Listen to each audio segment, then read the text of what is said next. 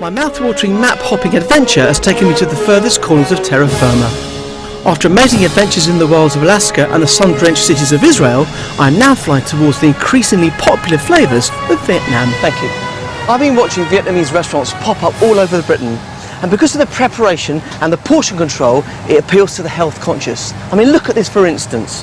Prawns, carrots, bok choy, cabbage and noodles. And this is airline food.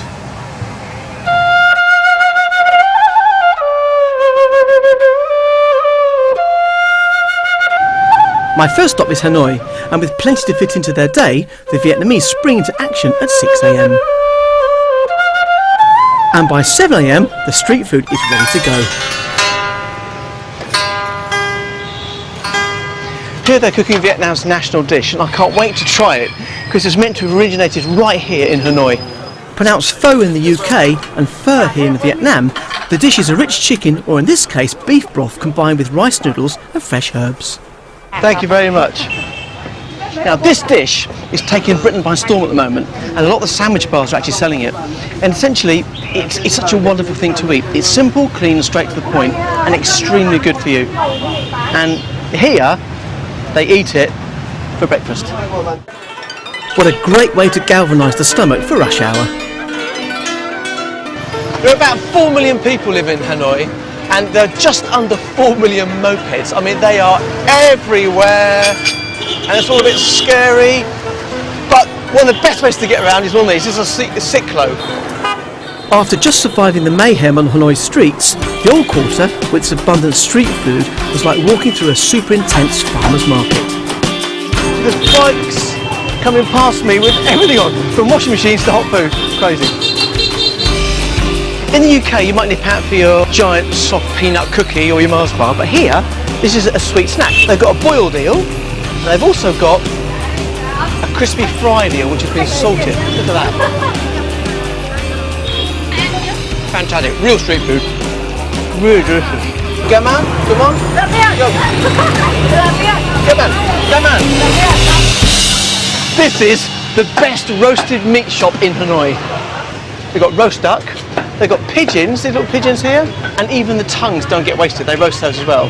But as soon as someone sets up a great place like this, Crossroad will be a copycat one.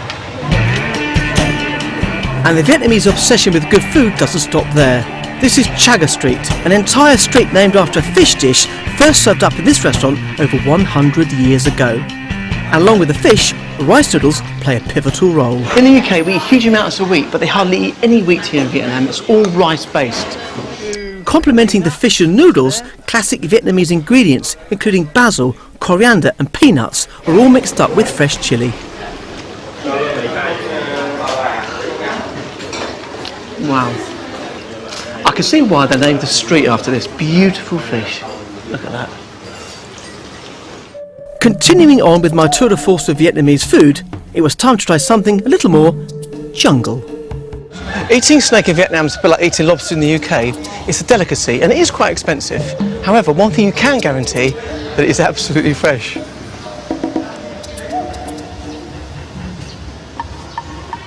I'm pretty sure that's a cobra. And he's playing with it. Now this is snake wrapped in betel leaves, and this is a snake soup. Now I've never had this before, but it is delicious, I have to say. In Vietnam, snake is considered a celebration meal.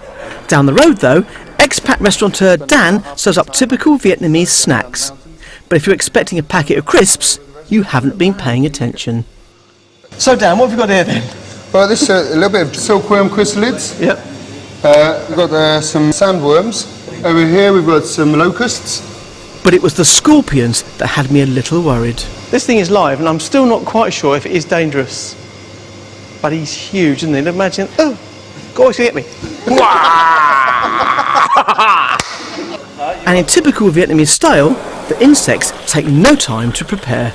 As this day's gone on, the food has got steadily more exotic. And I'm finishing with a fried scorpion. A bit like twiglets really. With food on every corner and mopeds speeding at you from every direction, it was time to leave Hanoi, a wonderful blend of chaos and cuisine.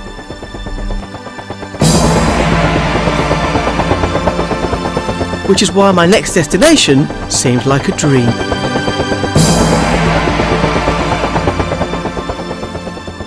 Out of my window was Hoi An, famed for its peaceful, natural beauty. I had arrived in the historical centre of central Vietnam. Made famous during the Vietnam War, this beach was a landing point for the American military. Now redeveloped into a resort, the executive chef Conrado was on hand to discuss local cooking and those all-important herbs. So what are the three main herbs that you use here? Coriander, basil and mint. They're really important in Vietnamese cooking. With the herbs picked, Conrado whipped me up a khao lao, a local speciality made with barbecued pork and noodles. Basically this dish is a very quick dish to prepare. Prepare it in about 5 to 10 minutes, finished, done. And you use hardly any salt in cooking here, do you? No. Vietnamese food is mostly seasoned with fish sauce. Now, every dish I've had since I've been in Vietnam has been completely different, but there's an underlying theme amongst them all, and that is clean, fresh, simple flavours. And you know what? You just can't beat it. It was finally time for me to put what I've learnt here into practice. After hitching a lift into the beautiful town centre to have a nose around, I was off to catch myself a fish to cook with. On the outskirts of Hoi An, in a rustic fishing village, I met local tour guide Jack and his family. So this is my mum. Hello. Mr. Rose. Hello, pleased to meet you. This is my father, Captain Cook. Captain Cook, you're the man, yeah? They were very keen for me to learn how to fish Vietnamese style, so we hit the river and headed out to a traditional fishing hotspot. The leaf hat fitted perfectly. Throwing the net though, well, let's just say I was lucky to catch just one fish.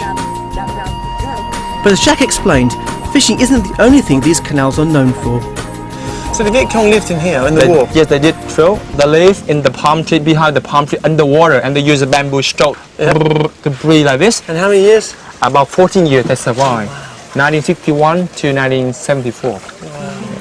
While Jack and I explored the canals, his dad prepared my mullet ready for cooking.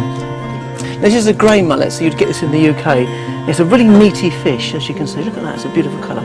Flavour the water with pepper, soy and chilli. Stuff the fish with fresh basil before placing it into the warm water to steam.